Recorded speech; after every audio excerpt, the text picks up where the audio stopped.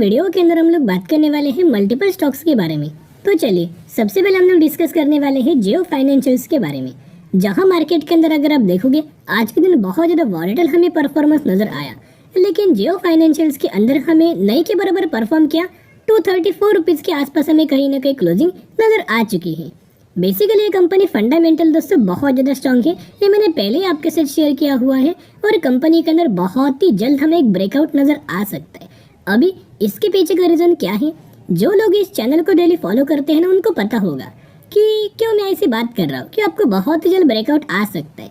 Basically कोई company छोटा company नहीं है, ये बहुत बड़ा कंपनी है जिसका मार्केट कैप 1.5 लाख करोड़ का है दोस्तों। यस, बहुत बड़ा कंपनी है, फंडामेंटली कंपनी स्ट्रॉन्ग है और आने वाले फ्यूचर में कंपनी अलग अलग सेगमेंट के अंदर एंट्री करने वाला है, अपना बिजनेस ये कंपनी एक्सपांड करने वाला है।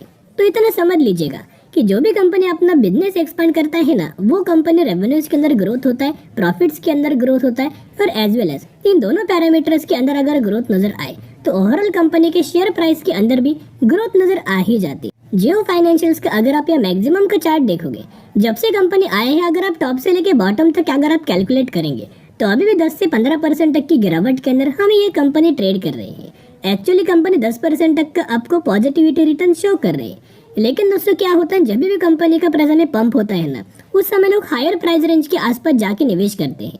अभी देखिएगा निवेश करने का ये सही मौका है, इसके बाद ये कंपनी मौका नहीं देगा। नियर टर्म के अंदर भी और लॉन्ग टर्म के अंदर भी हमें ब्रोकरेज फर्म के द्वारा टारगेट दोस्तों दिया गया है। उससे पहले चलिए क्या क्या अपडेट्स हमें दिया गया है, उन अपडेट्स के बारे में हम लोग डिस्कस कर लेते हैं। यहाँ अगर आप देखोगे तो Jio Financials applications for mutual funds license under process, यानी कि बेसिकली जियो फाइनेंशियल्स ने एक एप्लीकेशन दिया है म्यूचुअल फंड्स लाइसेंस के लिए, जो कि अंडर प्रोसेस हमें नजर आया हुआ है। ये रिपोर्ट के अंदर हमें सभी चीजें दिए गए हैं। तो अगर दोस्तों जियो फाइनेंशियल सर्विसेज को ये जो एप्लीकेशन जो हमें फिल किया गया है ना म्यूचुअल फंड लाइसेंस के लिए, ये जब भी मिलेगा ना, कंपनी के लिए बहुत ज्यादा पॉजिटिव न्यूज साबित होगा और एक क्लियर कट हमें इस रिपोर्ट के अंदर मेंशन किया गया है। उसके साथ साथ the Jio financials which has a joint venture with BlackRock financial management for asset management fill the application for the mutual fund license on October 19, यानी कि 19 अक्टूबर को एप्लीकेशन हमें फिल किया गया था, जिसके हिसाब से अभी तक हमें कोई अपडेट नजर नहीं आया। This applicant list is updated by SEBI at the end of every quarter. तो अभी बहुत ही जल्द हमें क्वार्टर जब खत्म होगा ना, खत्म होते होते बहुत ही जल्द हमें जियो फाइनेंशियल्स के लिए ये पॉजिटिव न्यूज नजर आएगा और बहुत ही जल्द हमें इनको म्यूचुअल फंड्स का भी लाइसेंस मिल सकता है। उसके साथ साथ अगर आप देखोगे कंपनीज ने क्या किया है, जो पार्टनरशिप किया है, जिस पार्टनरशिप्स के अंदर हमें जो दोनों पार्टनर होने वाले हैं ना, जो प्लान कर रहे हैं इन्वेस्ट करने का $150 मिलियन के आसपास, तो कहीं ना कहीं किसके अंदर इन्वेस्ट करने वाले हैं, जो एसेट मैनेजमेंट स्पेस है ना, उन स्पेस के अंदर दोस्तों इन्वेस्ट करने वाले हैं। एज वेल जियो फाइनेंशियल्स का ये भी हमें मानना है, रिसेंटली आपको बताया कि फाइनेंस सेगमेंट से कंपनी बिलोंग करता है, या फिर आप पकड़ सकते हो एनबीएफसी ये कंपनी है, सही बात है, तो एनबीएफसी कंपनी है, लेकिन ये आने वाले फ्यूचर में क्रेडिट कार्ड सेगमेंट के अंदर अपना बिजनेस एक्सपांड करने वाले हैं, होम लोन्स के अंदर भी अपना बिजनेस एक्सपांड करने वाले हैं, या फिर इस सेगमेंट के अंदर आने वाले फ्यूचर में ये कंपनीज बिजनेस एक्सप्लोर करने वाले हैं। कहीं ना कहीं ओवरऑल जो फायदा होने वाला है वो जियो फाइनेंशियल्स को ही दोस्तों ये फायदा होगा, लेकिन ये फायदा कोई लॉन्ग टर्म ये शॉर्ट टर्म का नहीं है, बल्कि ये फायदा हमें लंबे समय के लिए मिलने वाला है। क्योंकि आपको बताए जियो फाइनेंशियल्स की अगर बात की जाए तो रिलायंस इस कंपनी ने अच्छे खासे स्टेक हमें जियो फाइनेंशियल्स के अंदर रखा हुआ है।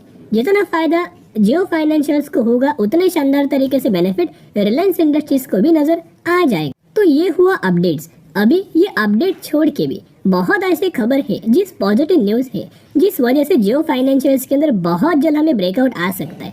जैसे कि अभी हम आ चुके हैं कंपनी के जो आफ्टर मार्केट ऑर्डर हमें लगता है, एम ऑर्डर लगता है, वो ऑर्डर मैं आपके साथ शेयर करना चाहूँगा। आज के दिन भी देखोगे तो 18,800 क्वांटिटीज का बहुत बड़ा दोस्तों बाइंग ऑर्डर लगा है करंट प्राइस के ऊपर। तो आप समझ सकते हो जब कल के दिन मार्केट ओपन होगा 9:15 बजे के आसपास, सबसे पहले यही ऑर्डर हमें एग्जीक्यूट होगा। ये जो ऑर्डर हमें लगा है ना, यही ऑर्डर का एग्जीक्यूशन नजर आएगा।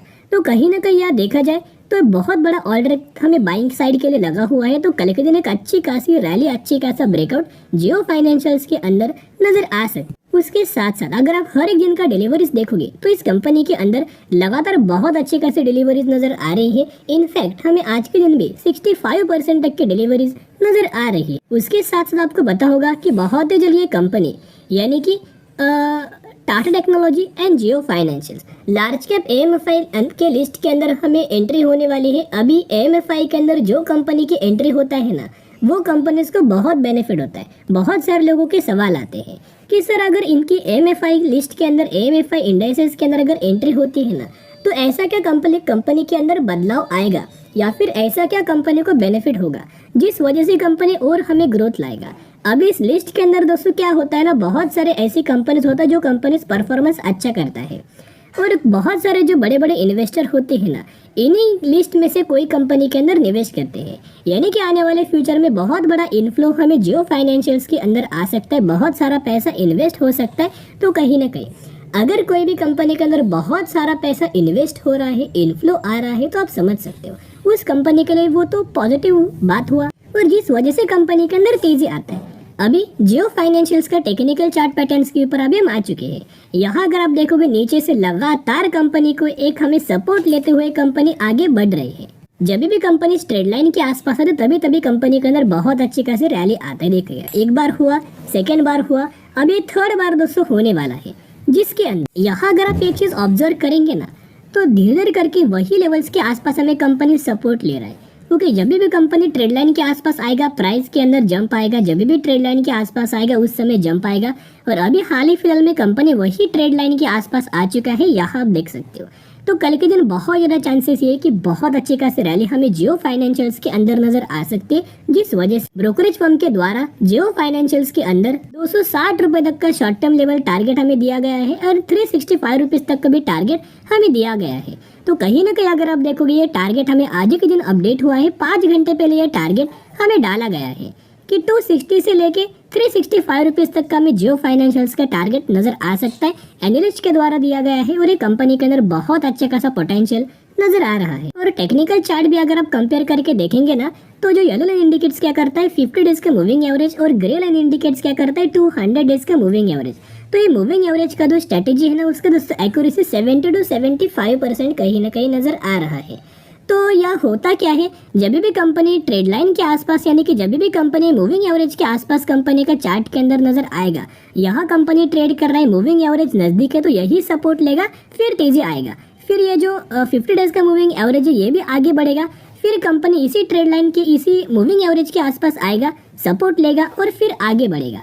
इस तरीके से मोमेंटम आपको जियो फाइनेंशियल्स के अंदर नजर आ सकती है। तो जरूर buy on the strategy apply करके लंबे समय के लिए होल्ड करना। बहुत अच्छा खासा कंपनी है, फंडामेंटली कंपनी स्ट्रॉन्ग है, बहुत ही जल्द शॉर्ट टर्म में क्विक आपको रिटर्न ये कंपनी दे सकता है।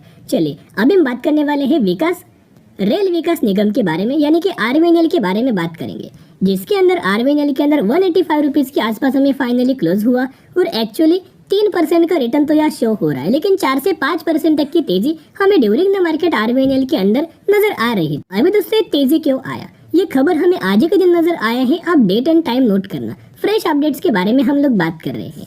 ये खबर किस रिलेटेड है आप देख सकते हो। REC sign MOU with RVNL for financing infrastructure project with 35,000 crore.